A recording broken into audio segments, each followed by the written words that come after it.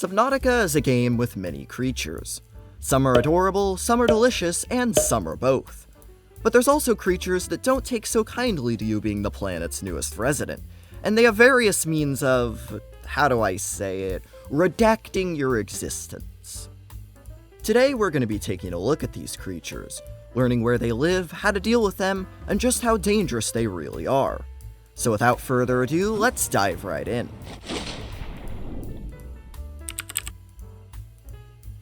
You won't have to leave your life pod for long to come across what appear to be giant alien manatees. These are Gasopods, a herbivorous species most commonly found in the safe shallows. While the gasopod generally doesn't bear any ill will towards the player, it'll begin to feel threatened if you get too close. If this happens, the gasopod will detach a cluster of its algae pods, which will explode into a dangerous yellow haze after a few seconds.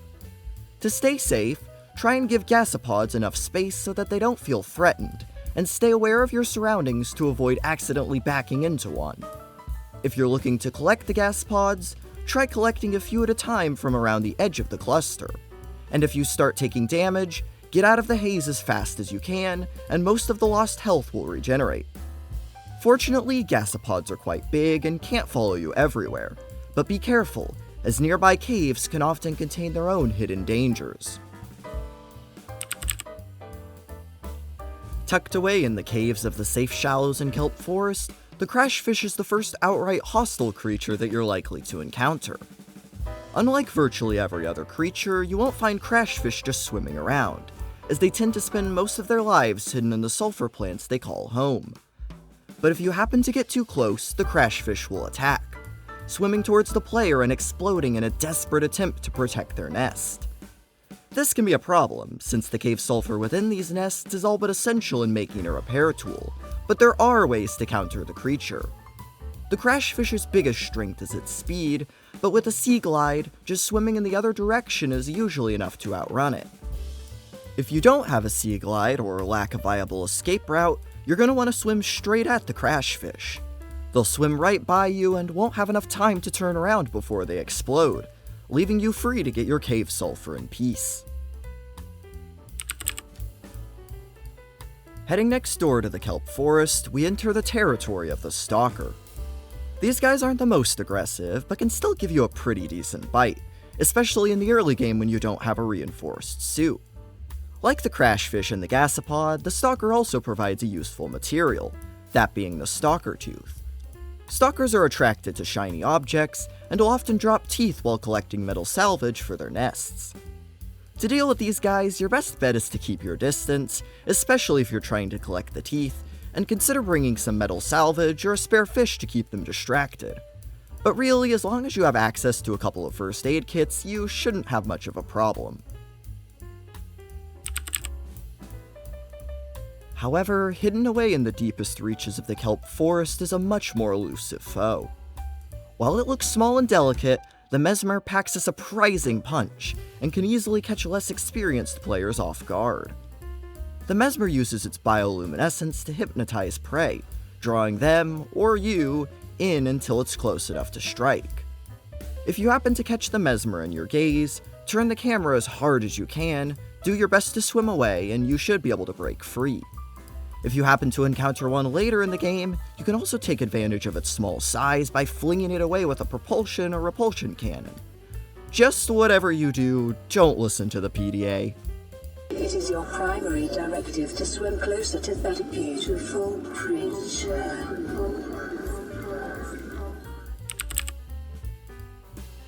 Leaving the murky caves, we arrive at the open waters of the grassy plateaus. There are two creatures of note here, the first of which is the biter.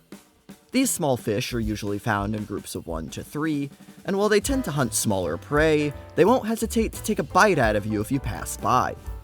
Keep an eye out for their small, red body, and if you happen to encounter one, you can usually just swim away or dispose of it with your knife. Sand sharks, on the other hand, are a bit more of a threat. Inhabiting the sandy reaches of the grassy plateaus, dunes, and crash zone, these ambush predators can dish out damage when you least expect it. If you're attacked, swim up to get as far away from the seafloor as you can. Sand sharks tend to move very erratically but aren't all that fast in a straight line. If you do need to stay on the ground, keep an eye out for their protruding dorsal fins, avoid clouds of silt, and listen out for their distinctive growl. If you keep all of these things in mind, you should be just fine. Beneath the grassy plateaus are the iconic jelly shroom caves. Apart from the obvious lack of oxygen, the region looks relatively safe at first glance. But don't be deceived, as it's home to one of the game's stealthiest predators. Like the Crashfish, the crabsnake chooses to live in the local flora, but that's pretty much where the similarities end. At over 30 feet long, the crabsnake is more than capable of dealing significant damage, and it'll temporarily immobilize the player while doing so. When you come down here, it's best to stay away from the giant mushroom caps, since that's where the crabsnakes are most likely to attack.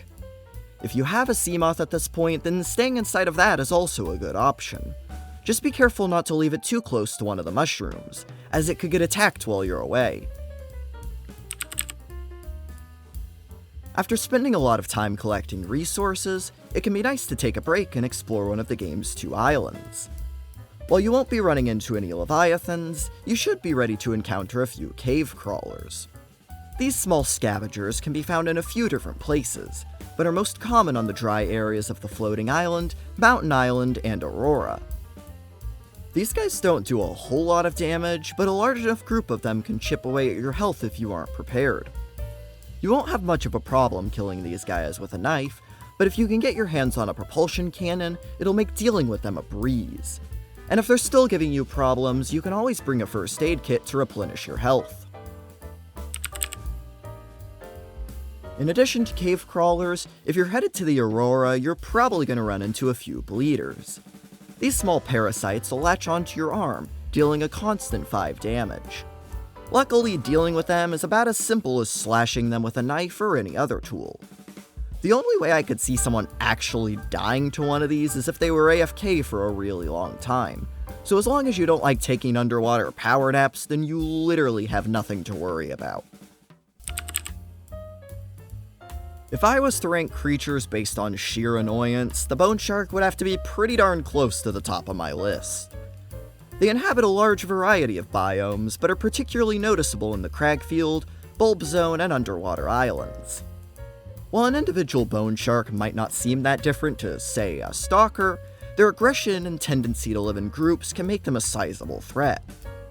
If you're in an area with Bonesharks, try to keep a bit of distance, and always use a sea glide to make sure you're as mobile as possible.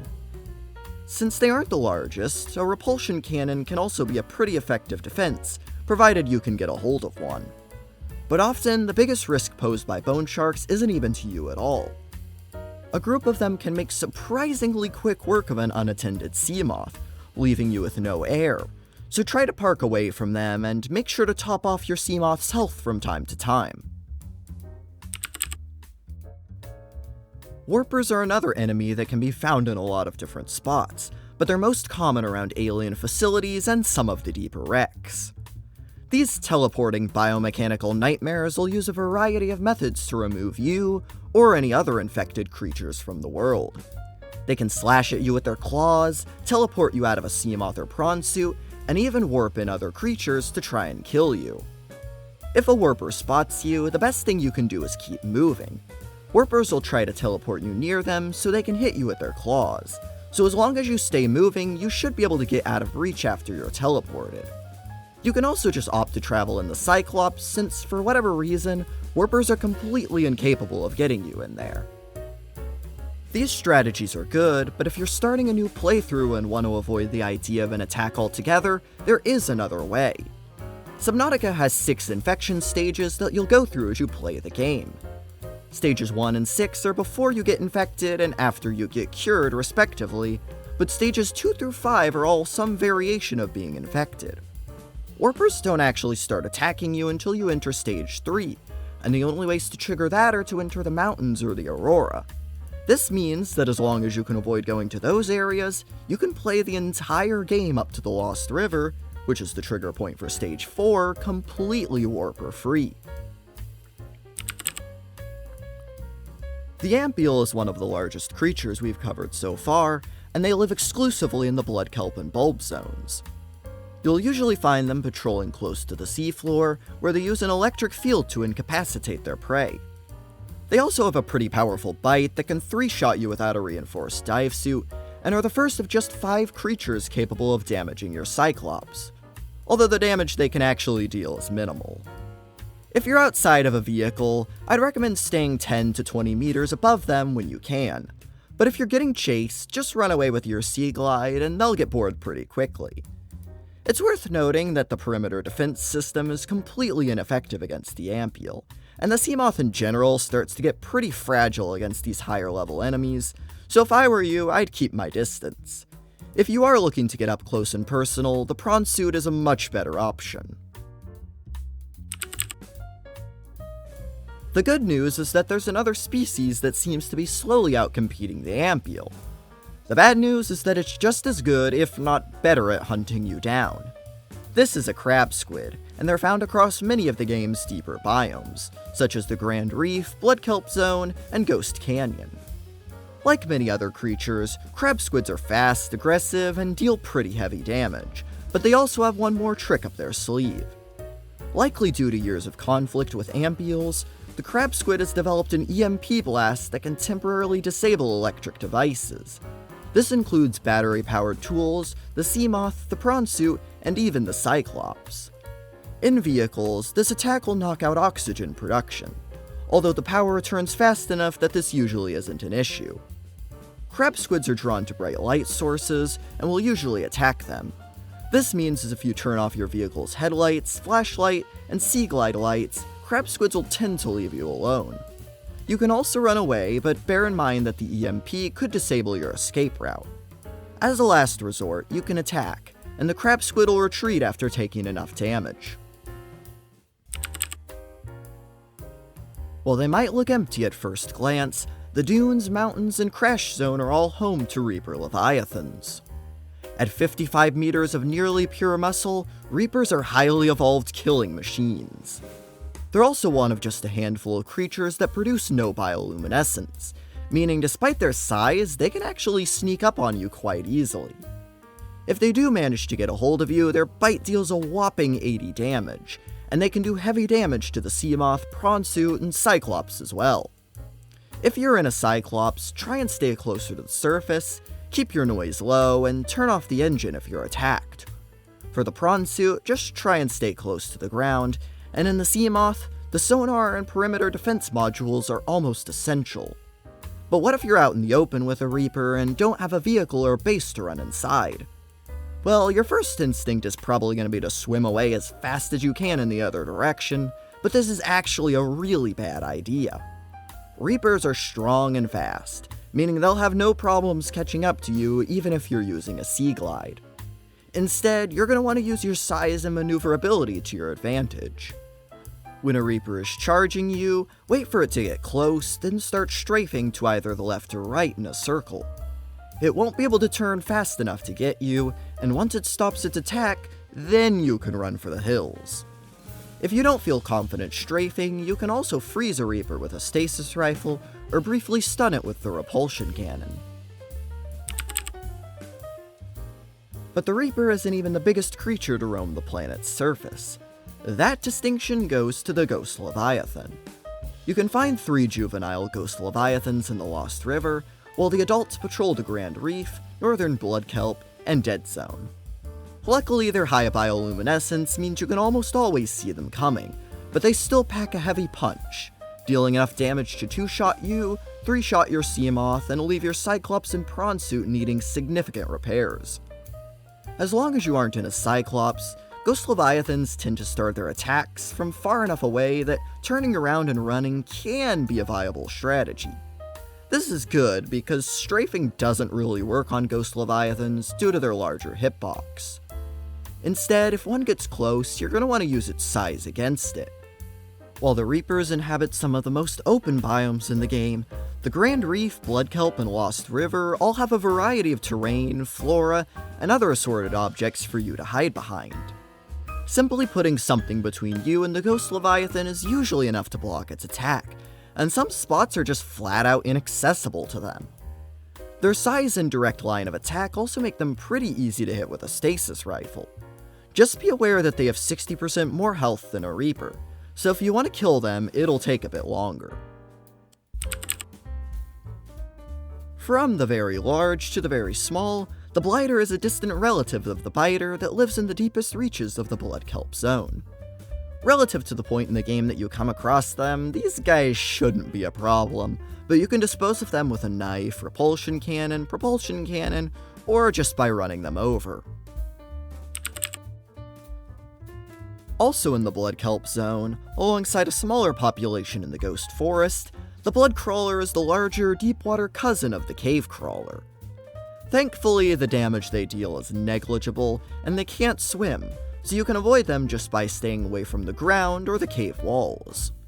They can crawl up the sides of vehicles or bases though, so just keep an eye out if you're on really low health. The River Prowler is the main mid-sized predator of the Lost River. It's fast, agile, and does decent damage, although nothing we haven't seen up to this point. Most of the strategies that worked on other smaller predators will work just fine here, but if you want to stay in your prawn suit, you can pretty much ignore them. Descending to the game's final 2 biomes, we can find 3 more creatures of interest. The smallest of which is the lava larva. These parasites don't pose a direct threat to you, but given their ability to consume electrical energy, they prefer to target your vehicles instead. Pretty much as soon as you enter the inactive lava zone, lava larvae will begin attaching themselves to your Cyclops or prawn suit, and start slowly draining its power. This, compounded with the lava zones already being the most remote biomes in the game, can sometimes lead to you not having enough power to get back to the surface. To prevent this, you're going to want to detach the larva, and you can do that in a few different ways. The first is to hit them with your knife, but this can get tedious, and since your first hit doesn't actually kill the larva, it can always reattach itself later.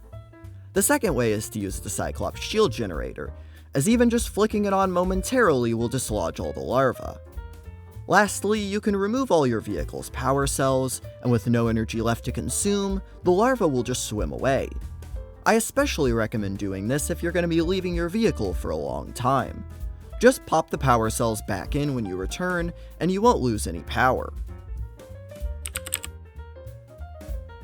Lava lizards are this region's river prowler.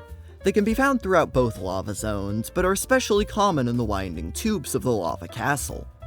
While they're far from leviathans, these guys are very aggressive, and can do surprising amounts of damage to even the prawn suit if you aren't careful.